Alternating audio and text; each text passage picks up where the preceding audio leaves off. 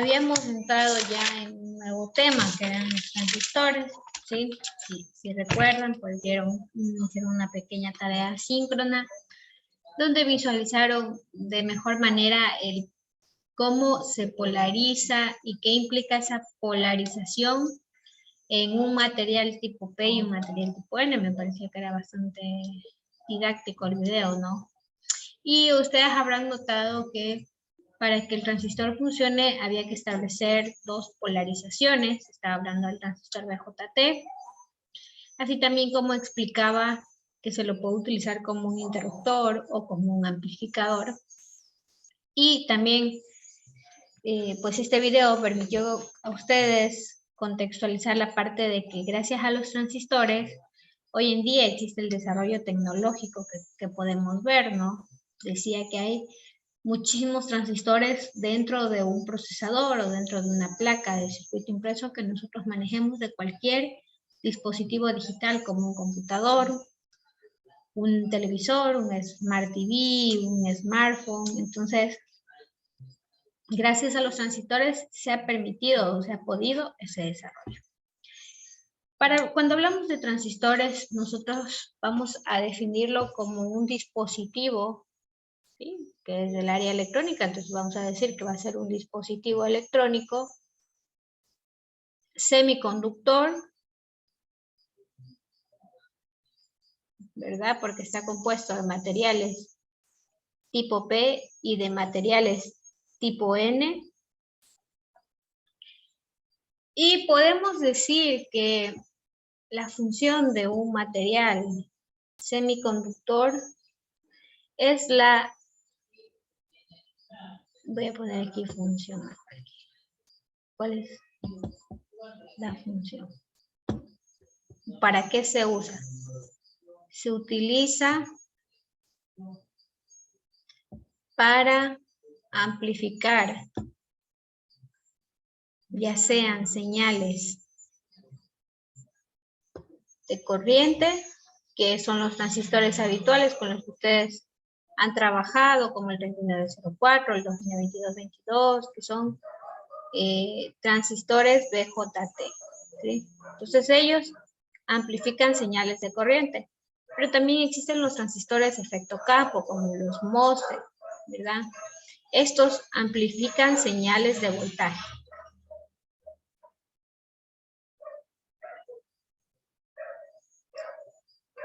¿Sí?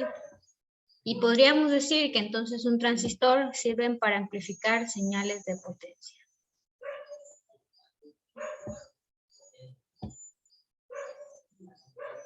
¿Sí? Entonces, bien puedo, dependiendo del tipo de transistor, bien puedo amplificar señales de corriente o señales de voltaje. ¿Cómo o cuáles son las aplicaciones que podemos encontrar de los transistores? Nosotros podemos utilizar un transistor como un interruptor para activar ciertas cargas o ciertos elementos. Podríamos hablar de, por ejemplo, lo que hicieron la práctica del relé. La señal que venía del Arduino, lo hicieron con Arduino, perdón. La señal que venía del Arduino llegaba al transistor y este activaba la bobina del relé. Entonces ahí lo utilizamos como un interruptor. O cuando lo vamos a utilizar en el puente H, ahí lo utilizamos dos veces como interruptor. Cuando se adquiere la señal del Arduino y un transistor la amplifica y la manda a otro transistor y este activa un motor. Entonces ahí estamos trabajando como un interruptor. Pero también lo podemos utilizar como un amplificador. Una aplicación notable que podríamos ver son amplificadores de audio, pero hoy en día pues ya está en desuso hacerlo netamente con amplificadores porque ya hay circuitos integrados especializados para amplificadores de audio, ¿sí? Entonces, como de manera didáctica para entender, sí. ¿Y dónde más podemos ver en amplificadores de potencia?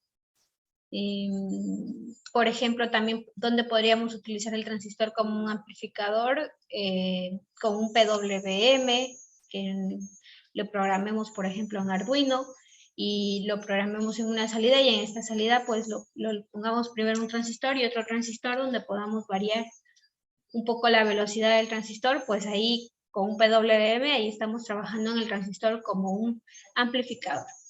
¿Por qué?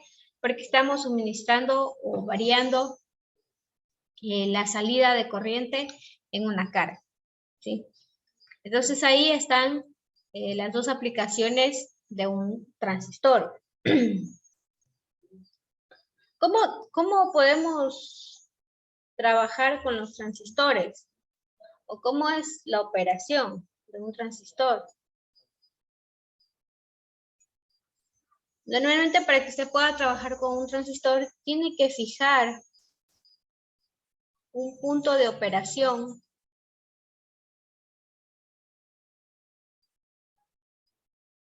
en corriente continua. ¿Sí? En corriente continua. ¿Para qué? Es decir, UCD. Para amplificar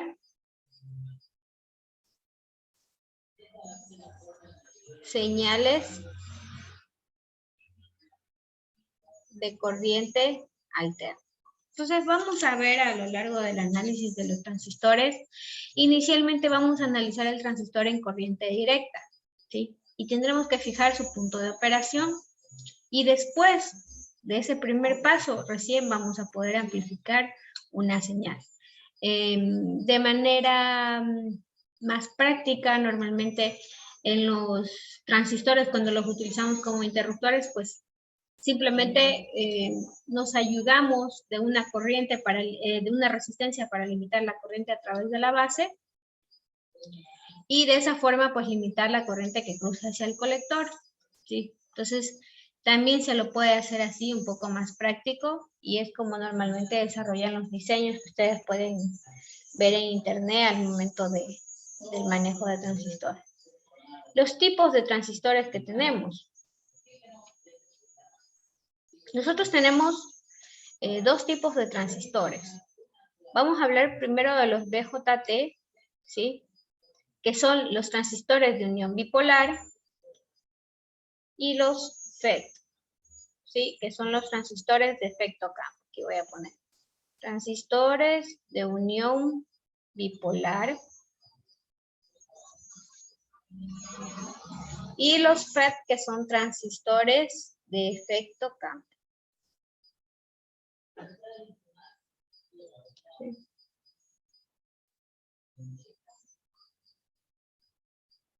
Entonces, nuestro análisis se centrará en los BJT, donde tenemos los más utilizados, que son los transistores NPN y los transistores PNP también, ¿sí?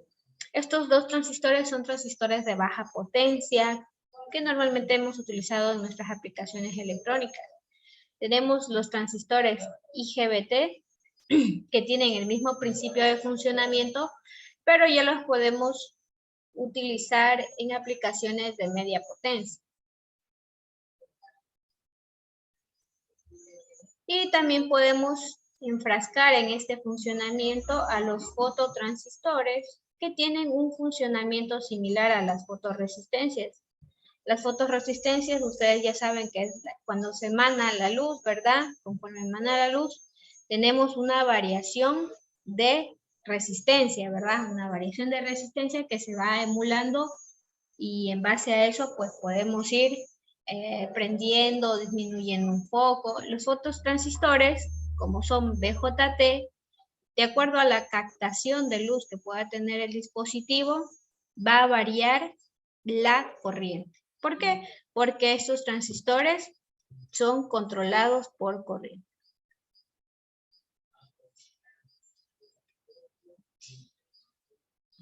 Sí, recuerden que los elementos de captación que nosotros tenemos, nuestros sensores, las variables físicas, químicas que podamos tener, nosotros como electrónicos los vamos a interpretar siempre como variaciones de resistencia, de corriente o de voltaje, ¿no? Tenemos los transistores de efecto campo. Estos transistores de efecto campo podemos tener dos tipos de unión, ¿sí? Que se conocen como los JFET, ¿sí? Es decir, transistores de efecto campo por unión. Y los podemos tener para un canal N o para un canal P. También podemos utilizar o tener aquí los metal óxido semiconductor.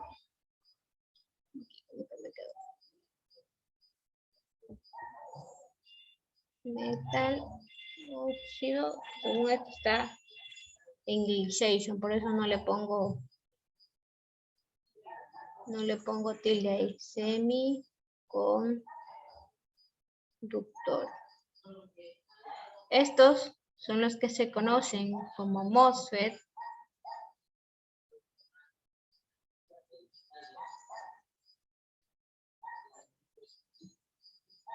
Podemos tener un canal N o un canal P. Estos transistores son controlados por voltaje.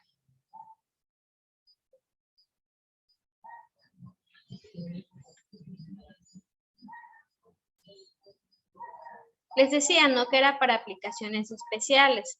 Normalmente se utilizan para baja y media potencia los transistores JFET, pero los podemos encontrar en circuitos de variaciones de frecuencia, donde tenemos que controlar las oscilaciones o conmutaciones en un circuito. Háblese, por ejemplo, de un calentamiento por inducción, que son las cocinas de inducción que nosotros tenemos. Para poder lograr ese calentamiento necesitamos un bobinado, ¿verdad? Pero ese bobinado tiene que generar una corriente necesaria, ¿sí?, para crear el campo magnético y calentar la olla. ¿Cómo podemos variar esto? Pues tenemos que hacer un circuito de conmutación en el cual variamos la frecuencia, ¿sí?, deseada para que se produzca este calentamiento. ¿Sí? ¿Y mediante qué dispositivos los podemos controlar? Pues mediante el uso de los MOSFET, ¿sí? Controlamos las conmutaciones o las oscilaciones que debe generarse en la bobina de las cocinas de inducción, por ejemplo. Entonces vemos que son ya aplicaciones bastante específicas y dedicadas. Y sobre todo los MOSFET no son para aplicaciones comunes, también son bastante delicados. Y además tienen un costo superior a los BJT. Un BJT, que es un NPN, un PNP, usted lo encuentra en el mercado a $2, $3. Pero en los MOSFET usted los encuentra en el mercado 8, 10, 12, 15 dólares, dependiendo del tipo de transistor que usted necesite, ¿sí? Entonces, los MOSFET haremos una pequeña, tienen el mismo principio de funcionamiento, pero se controla por voltaje, entonces vamos a hacer de eso una pequeña consulta al finalizar ya los temas de transistores. Vamos a ver. Vamos a centrarnos en nuestro tema de estudio, que son los transistores de unión bipolar. O lo que nosotros conocemos, lo voy a poner aquí en inglés. Bipolar junction, aquí transistor, ¿no? O los BJT, ¿sí? En inglés, transistor, diré en español, transistores de unión bipolar.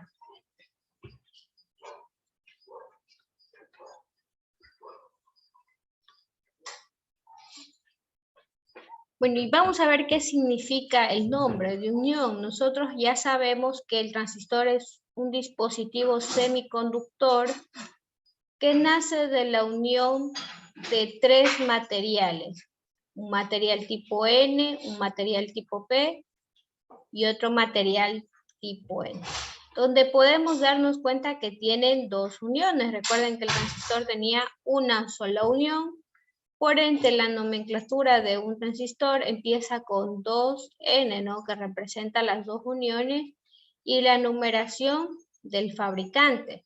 Ustedes en sus trabajos habrán encontrado un 2N2222 o un 3904, ¿sí? Son transistores de muy baja potencia.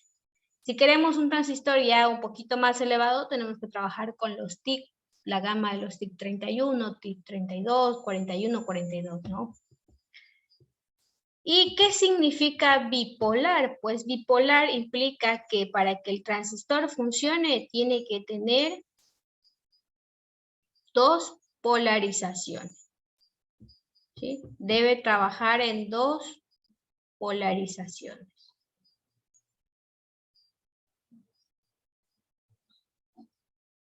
¿Sí? A eso se atribuye que sea un transistor bipolar, ¿sí?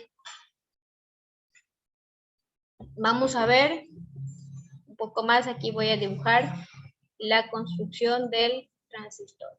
Vamos a ver los terminales, ¿no?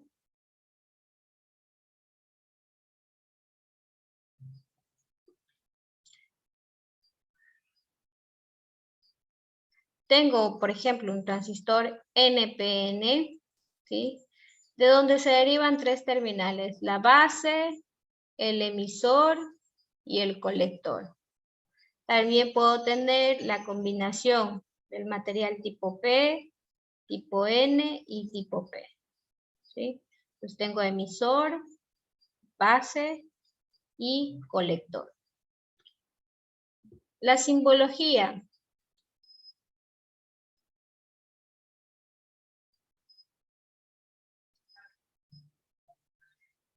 Este transistor NPN, ¿sí? Nosotros lo podemos representar de acuerdo a como está dibujado aquí, lo estoy dibujando, ¿sí? Si ustedes se dan cuenta, aquí tengo un transistor PN. Si nosotros recordamos, la unión de un material tipo P con un material tipo N era un diodo, ¿verdad? Era un diodo, ¿sí? Entonces esta parte que dice PN quiere decir que tenemos una flecha hacia afuera, ¿sí? Y aquí vamos a tener el emisor, colector y la base, ¿sí? Y por el lado de acá, si se dan cuenta, el diodo está ahora de esta forma, ¿verdad? Está indicando hacia adentro. Por lo tanto, ¿sí? La flecha irá hacia adentro y tendremos emisor, colector y base, ¿sí? Y esta flecha además nos permite establecer la dirección de la corriente. Por el lado de acá tenemos la corriente del emisor que está saliendo, y por el lado de acá tenemos que la corriente del emisor está entrando a este nodo común del transistor, ¿sí? Si la corriente del emisor está saliendo, la corriente del colector está entrando, al igual que la corriente de la base. Si la corriente del emisor está entrando, la corriente de la base está saliendo y la corriente del colector está saliendo, ¿sí? Y de aquí podemos deducir la primera fórmula importante del transistor, que vamos a definir como que la corriente del emisor es igual a la corriente de la base más la corriente del colector, ¿sí? Esta es nuestra primera ecuación importante de los transistores, o nuestra primera ecuación general, ¿sí? Y a partir de esta ecuación vamos a poder establecer un poco mejor cómo es la construcción interna del transistor. La construcción interna de un transistor nos dice que el emisor va a estar fuertemente dopado, ¿sí? La capa, en este caso digamos la capa tipo N que está de salida hacia el emisor, va a estar fuertemente dopada, ¿sí? Fuertemente dopada. Hablando, por ejemplo, del transistor NPN, pero si fuera el transistor PNP, la capa que va a estar más fuertemente dopada será la capa tipo P, por la que sale el terminal del emisor, ¿sí? ¿Qué implica que esté dopada? Recordemos que dopado habíamos dicho que era cuando agregábamos impurezas para mejorar la conductividad de un dispositivo o de un elemento.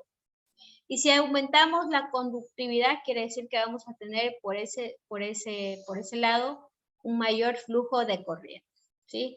Entonces, concuerda con lo que hemos planteado en la primera ecuación. La corriente más grande es la corriente del emisor, porque es la sumatoria de la corriente de base y la corriente del colector, ¿sí? Y por eso está fuertemente dopado el emisor. Después tenemos el colector, que podríamos decir que está al mismo nivel del emisor, ¿sí? Podríamos decir que está un poco menos dopado con respecto al emisor.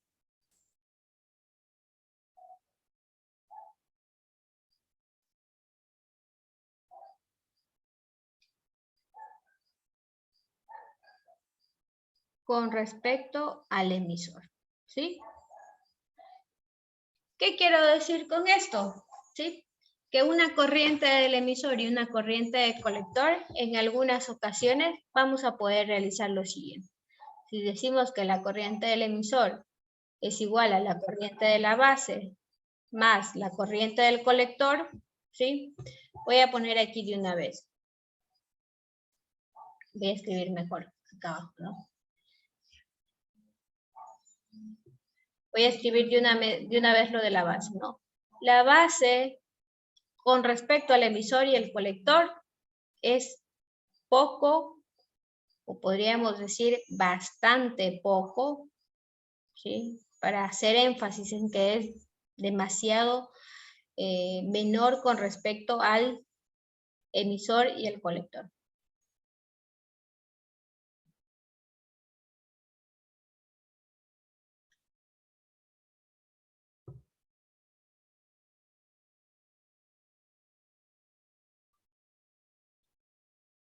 Con respecto al emisor y colector, ¿sí? Y ahí sí lo que les planteaba, ¿no? La ecuación inicial que teníamos, que la corriente del emisor era igual a la corriente de la base más la corriente del colector, si nos damos cuenta, si tenemos un proceso de dopaje casi nulo y decíamos que eso aumentaba la capacidad conductiva, quiere decir que por la base va a circular una corriente bastante pequeña, ¿no? Con respecto al emisor y al colector, por lo tanto la puedo aproximar a cero. Y de aquí puedo hacer una aproximación que ustedes pueden tener a la mano, que la corriente del emisor es aproximadamente igual a la corriente del colector. ¿Sí?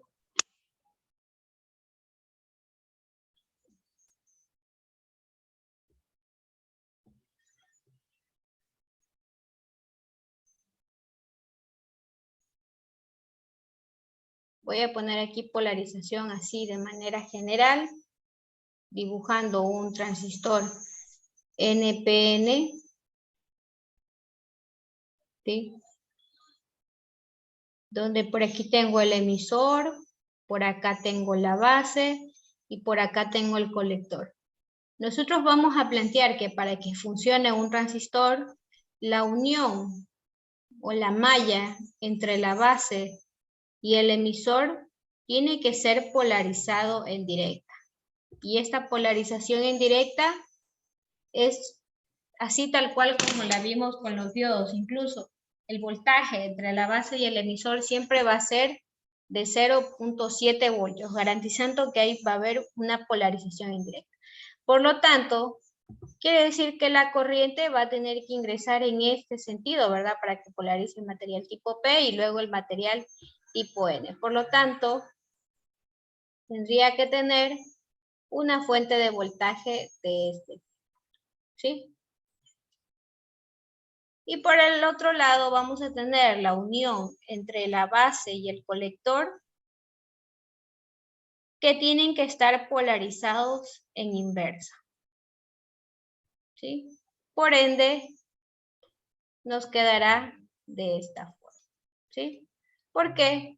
porque el material N se polarizará positivo y el P negativo, ¿verdad? Y si fuera el caso de un material, o diré de un transistor PNP,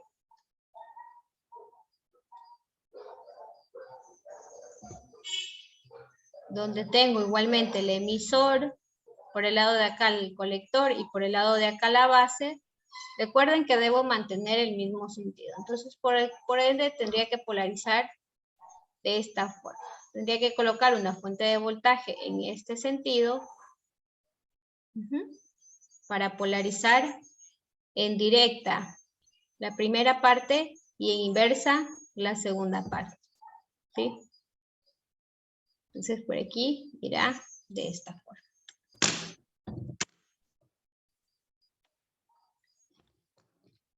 Entonces, en función de esto, también podemos definir que los transistores NPN se polarizan o se activan con pulsos positivos.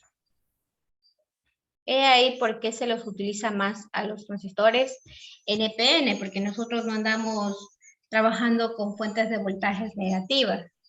¿Sí? Entonces, por lo general se activa, por lo general trabajamos más con transistores NPN, ¿sí? Porque se activan con pulsos positivos. Mientras que los transistores PNP se activan con pulsos negativos.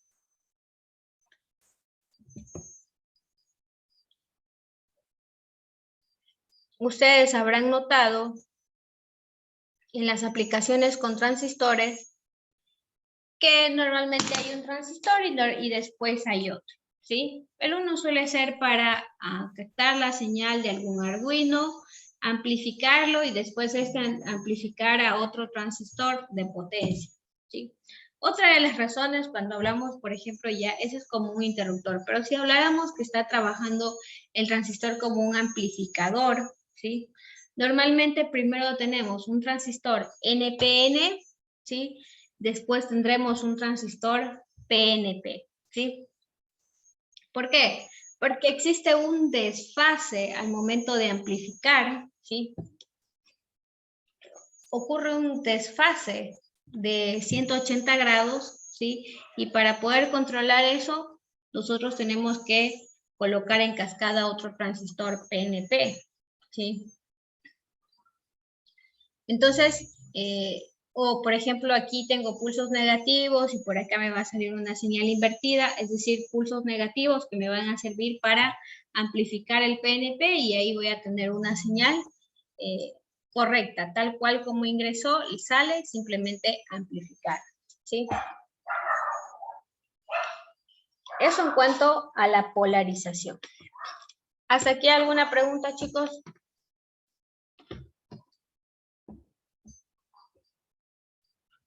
Muy bien, vamos a hablar un poco ya de la operación como tal del transistor, ¿sí? Cuando nosotros hablamos del transistor, hemos escuchado de un transistor BJT, la definición nos dice lo siguiente.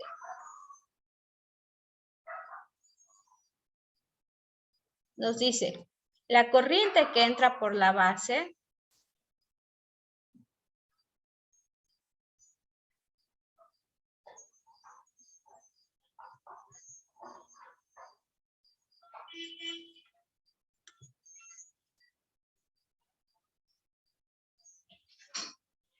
sale amplificada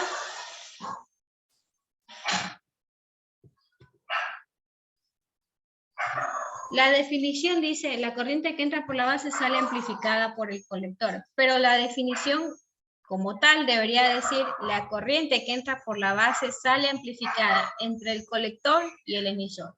¿Por qué? Porque nuestras cargas nosotros lo vamos a conectar al colector y el emisor nos va a servir de ese punto de referencia del circuito hacia GND.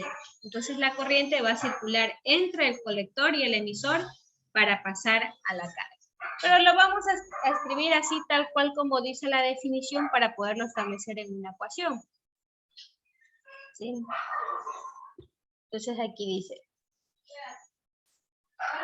¿cómo podemos traspasar esta ecuación? Diré esta definición, ¿cómo la pasamos a una ecuación? La corriente del colector va a ser igual al valor de una ganancia beta multiplicado por una corriente de base, ¿sí? Voy a poner aquí. Esta es la corriente del colector. Beta es la ganancia del transistor. Y esta ganancia del transistor es adimensional, ¿sí? Es decir, que no tiene una unidad de medida, ¿sí? Esta ganancia del transistor tiene valores que podemos encontrar entre los 40, 100, 50, 200, ¿sí? En los DJT porque son de baja potencia, ¿sí? Y tenemos la corriente de base, ¿sí? Y B la vamos a representar como la corriente de base, ¿sí? Entonces vamos a hacer aquí la referencia. Tengo la corriente del colector, ¿sí? Y voy a asumir que tengo una ganancia de transistor que tiene cada transistor en su propia construcción, ¿no? Una ganancia de 100. Y a la entrada tengo una corriente de 25 microamperios. ¿Cuánto me sale eso? Entonces, la corriente de base normalmente se encuentra en el orden de los microamperios y la corriente del colector normalmente nosotros la vamos a encontrar en el orden de los miliamperios, ¿sí? Para bajas potencias. ¿Cuánto me sale 100 por 25 microamperios? 2500 microamperios, ¿sí? Sí. ¿O estoy mal? A ver, 100 por 25 exponente menos 6. 2.5 miliamperios. Ah, sí. 2.5. 2.5 miliamperios, ¿sí? Muy bien, ahí está bien. Entonces, la corriente de base en el orden de los micro y la corriente del colector normalmente va a estar en el orden de los miliamperios. Entonces, nos damos cuenta ahí la capacidad de amplificación que puede tener un transistor, ¿sí? Imagínense que le entraron 25 micros, que es una señal que podríamos en algunos casos hasta verla como despreciable, la percibe, ¿verdad? Y nos la amplifica a 2.5 miliamperios, ¿sí? Pero ¿qué es lo que nosotros tenemos que considerar siempre en el uso de los transistores? Es que esta ganancia, ¿sí? Adimensional que se encuentra en estos valores fijos es sensible a la temperatura, ¿sí? Es decir, si usted se va al datasheet de un transistor, ¿sí? Me va a salir la ganancia del transistor es de 100, pero va a decir a temperatura ambiente, es decir, ese transistor tiene una ganancia de 100, pero para 25 grados, 30 grados, que se considera en electrónica temperatura ambiente y en general no ese es el parámetro. Pero ¿qué pasa? Y ustedes no me dejarán mentir, cuando ustedes trabajan con transistores, ¿qué es lo que han notado cuando trabajan con un transistor? ¿Qué es lo que siempre les ha pasado? O no sé si no han trabajado con transistores, tal vez. ¿Se calientan? Se calienta, correcto. Un transistor, cuando está trabajando, siempre se calienta. ¿Y qué pasa si esta ganancia, como es susceptible a la temperatura, imagínense que tenía 100 y conforme va subiendo la temperatura, digamos que ese transistor ya está a unos 40 grados y en vez de tener esa ganancia de 100 tiene 150 de ganancia. Entonces ya no hay 2.5 miliamperios, ya puede haber 3.5 miliamperios. Y si nosotros llegamos a pasar la corriente de colector de saturación que soporta el transistor, se avería, ¿sí? Se daña. Es por eso que ese es un parámetro muy importante que ustedes tienen que controlar en un transistor, es la temperatura. Por ende, todo transistor, ustedes lo tienen que utilizar con un disipador de calor, ¿sí? Entonces, siempre que usamos los transistores, debemos usarlos con disipadores de calor.